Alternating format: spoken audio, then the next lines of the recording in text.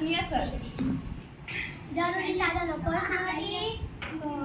આયોડિનનું દ્રાવણ અને ડ્રોપર સૌપ્રથમ બે કસનળી લો એ કસનળીને A અને B નામ આપો એ કસનળીમાં રાંધેલા ચોખા અને B કસનળીમાં ચાવેલા ચોખા લો આ રાંધેલા ચોખા છે B માં ચાવેલા ચોખા છે બંને કચેરીમાં આયોડિનના 2-3 ટીપા નાખતા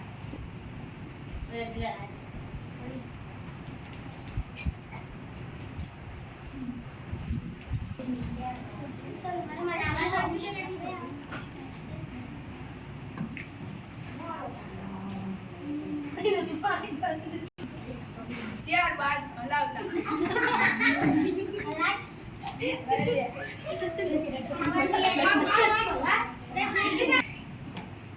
અવલોકન કરતા જણાય છે કે કશ્નરી A માં ચોખા જે કે ચાવેલા ચોખા હતા એનો રંગ ભૂરો કાળો થાય છે અને કશ્નરી B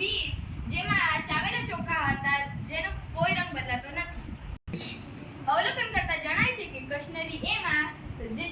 રાંધેલા ચોખા હતા એનો રંગ બદલાય છે અને જે કશ્નરી B માં જેમાં ચાવેલા ચોખા હતા એનો રંગ બદલાતો નથી.